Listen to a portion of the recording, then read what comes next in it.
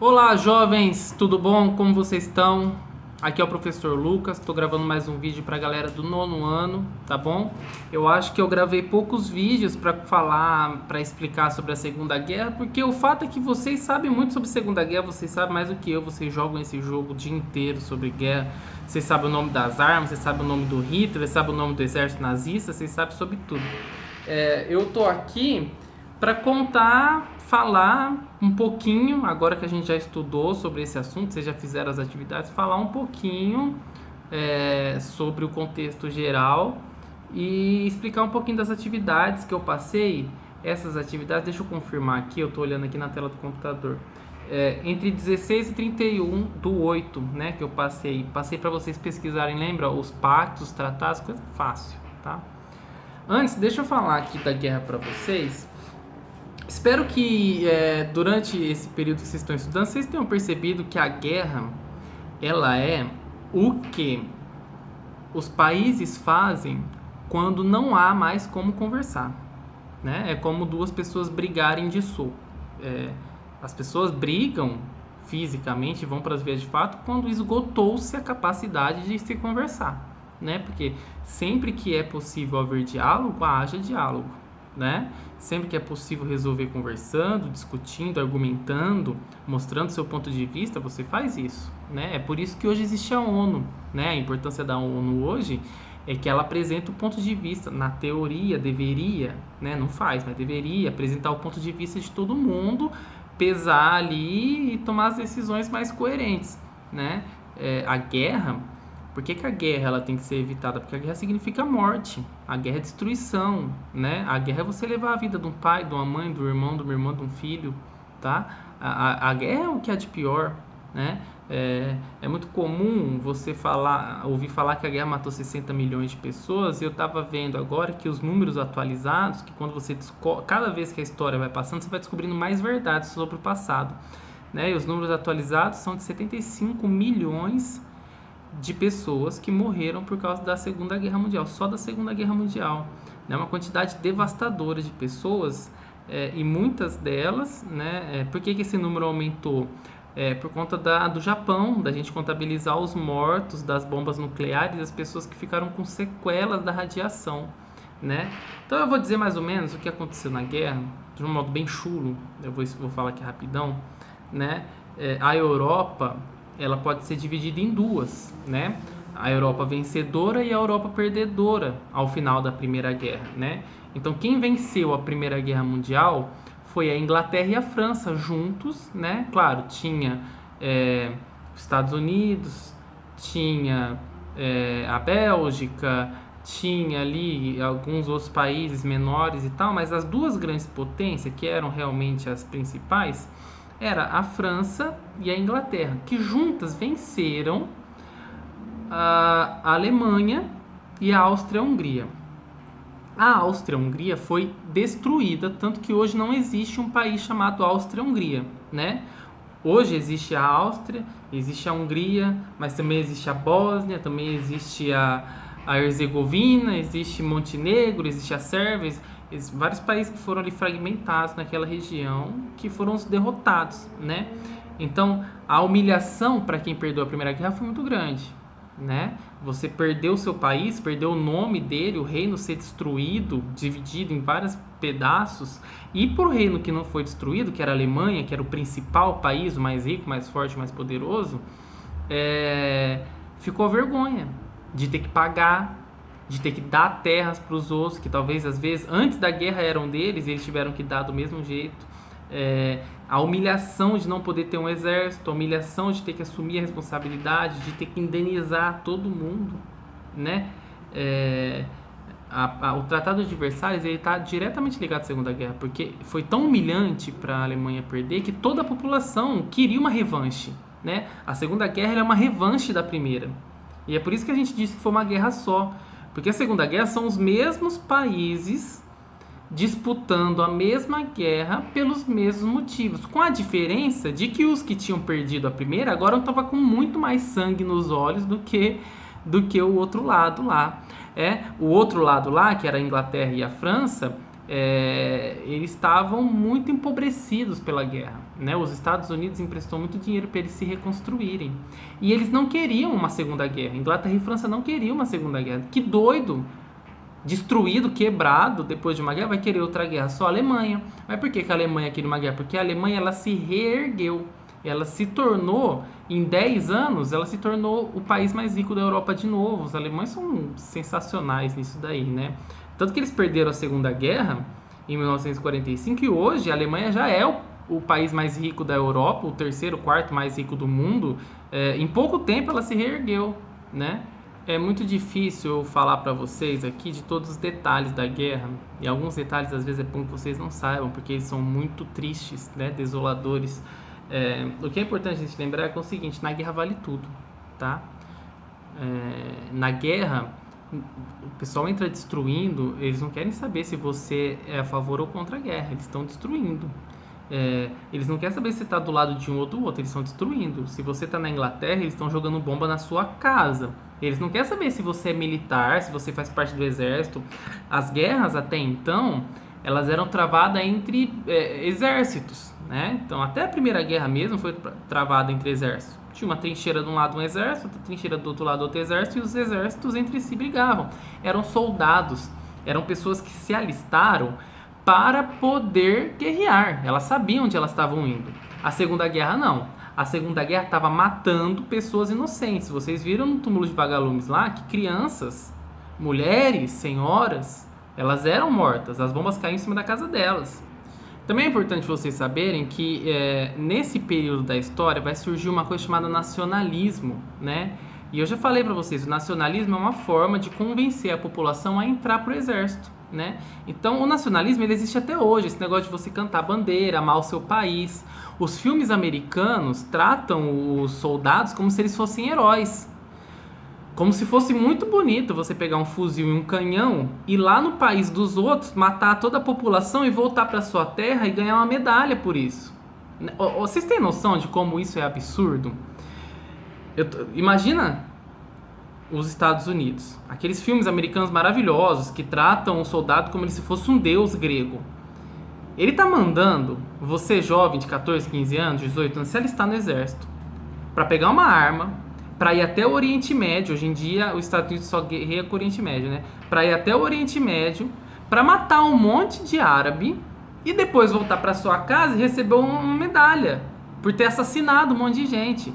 O herói dos Vingadores é um cara, o Homem de Ferro, ele é um cara que fabrica arma para matar um monte de gente.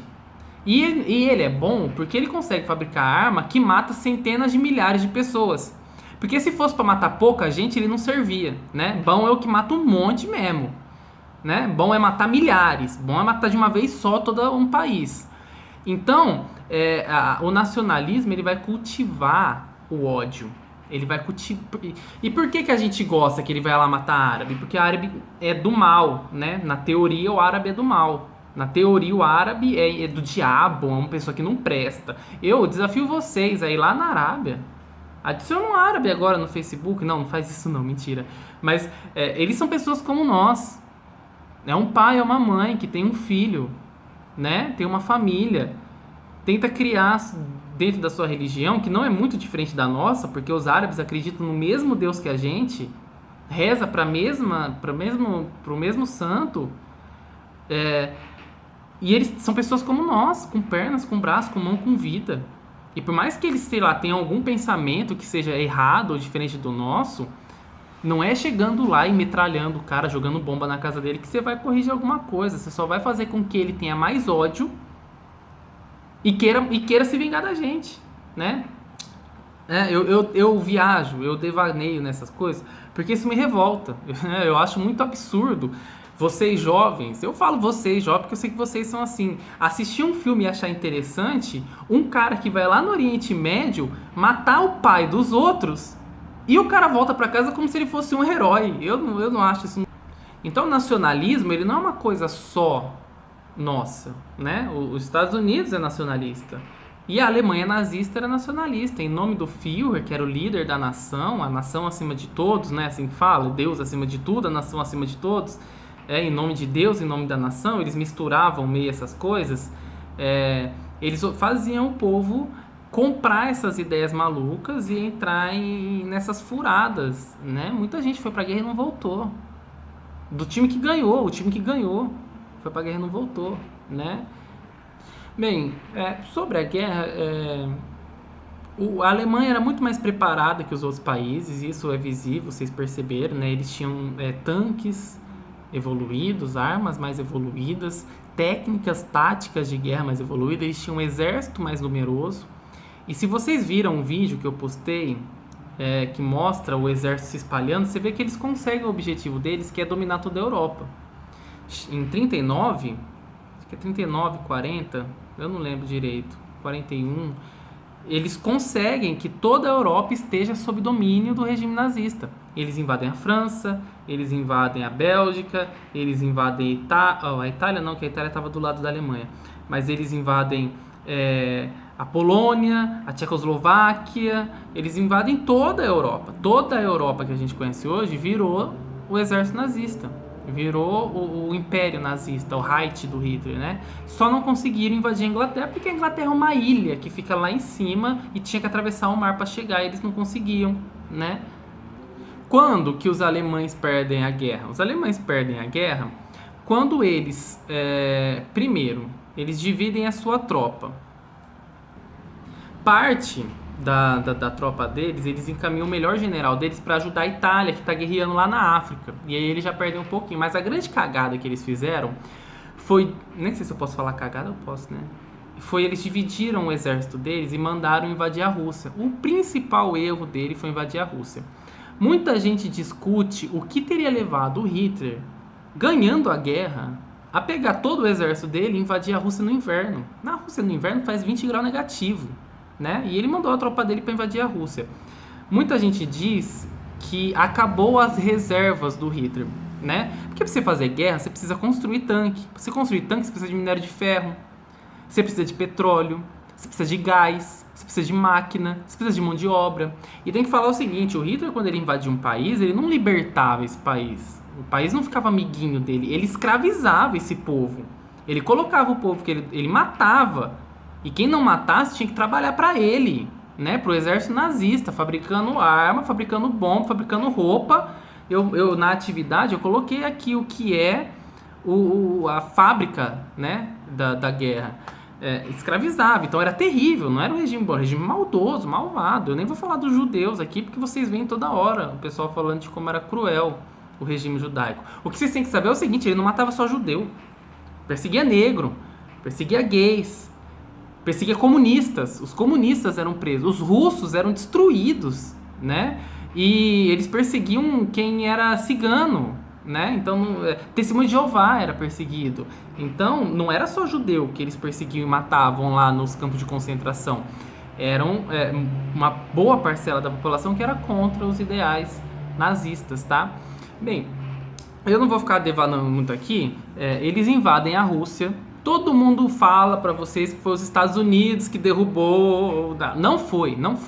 Eu vou dar uma prova pra vocês. Sabe quantos soldados americanos dos Estados Unidos morreram na guerra? 100 mil. Sabe quantos soldados russos morreram na guerra? 5 milhões.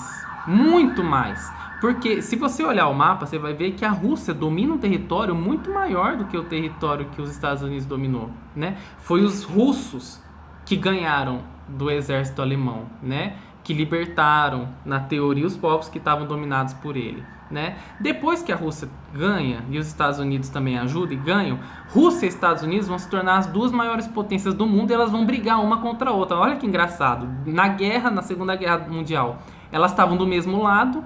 Quando a Guerra Mundial acaba, cada uma vai pro seu canto. Uma capitalista, outra socialista, elas vão fazer a Guerra Fria, que eu vou explicar mais pra frente pra vocês. Mas a guerra acaba assim, né? O Hitler foge, ninguém sabe pra onde o Hitler foi. Tem gente que diz que ele veio aqui pra Argentina, passou pelo Brasil, fugiu pro México, ninguém sabe, né? Ninguém nunca encontrou o Hitler, pra falar a verdade. Mas assim, por cima, a guerra é isso, tá? Eu só quero que vocês pensem no horror e na destruição que isso significa. Vou explicar rapidinho para vocês as atividades. Os tratados, eu nem vou falar, porque, ó, Tratado de Versalhes é o tratado que acontece no fim da Primeira Guerra, né, que humilha os países. O Tratado de Latrão é um tratado que o Mussolini lá na Itália faz para que a Igreja Católica apoie ele, né? Aí a Igreja Católica começa a falar na missa, apoia o Mussolini é de Deus, o Mussolini ama Deus, Deus ama o Mussolini, Deus quer que você vote no Mussolini, né? A gente ouve isso hoje em dia no Brasil, né? Em nome de Deus, pela família, que raiva que eu tenho disso.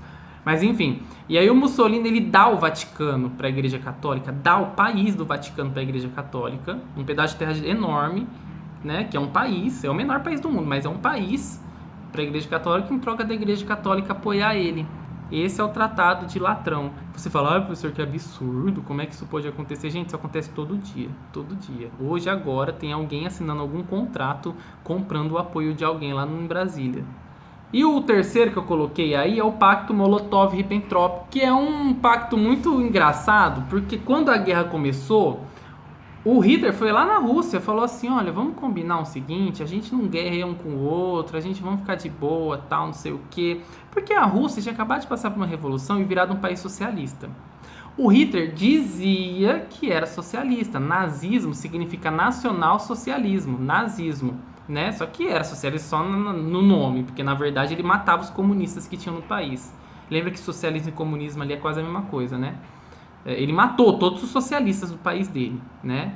Socialistas que não concordavam com ele matou.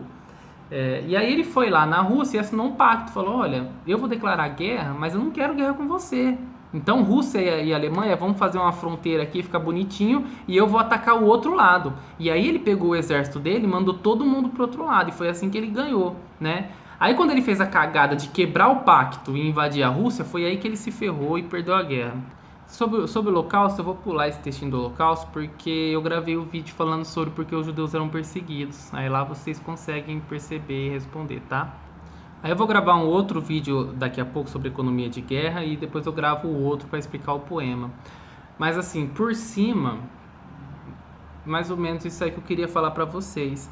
Muitos nazistas fugiram aqui pro Brasil quando a guerra acabou, né? Então a gente tem uma alta quantidade de nazistas, principalmente no sul do Brasil, no Rio Grande do Sul, que é onde os alemães foram, tá? Mas aqui no nosso interior tinha, né? Há estudos e comprovações, eu ia até fazer esse trabalho com vocês, se a aula tivesse acontecendo presencialmente, dos nazistas que tinham. Álvares Machado tinha nazista, né? Aqui na nossa região, aqui. E a verdade é que as ideias do nazismo, elas são predominantes. Eu não tenho vergonha nenhuma de falar que o Bolsonaro, ele tem ideias muito semelhantes ao que o nazismo dizia. Essa ideia de que Deus tem que estar junto de política é uma ideia nazista. Perseguir minorias, bandido bom é bandido morto, eu não te estrupo porque você não merece, são discursos de ódio que comumente os nazistas utilizavam para ganhar o apoio da população. Então a população estava pobre, a população estava irritada com o governo, a população estava chateada, e ele usava esse ódio, tô falando do Hitler, mas você pode achar que é do Bolsonaro, ele usava esse ódio para ganhar apoio da população, para ganhar voto, né? E aí quando ele subiu ao poder, ele começou a perseguir as pessoas, né? Começou a prender, começou a tolerar violência, tolerar perseguições. Aí você fala assim, professor, mas e aí, todo mundo deixava? Porque imagina, a Inglaterra e a França estavam pobre, a guerra tinha acabado de destruir a Inglaterra e a França, os únicos que podiam segurar eles, né? Não seguraram, né? Eles não puderam impedir. A guerra é destruidora, gente. Eu vou encerrar o vídeo por aqui e daqui a pouco eu começo a gravar sobre a economia de guerra, que é outra coisa revoltante, tá? Um abraço, bons estudos e até a próxima.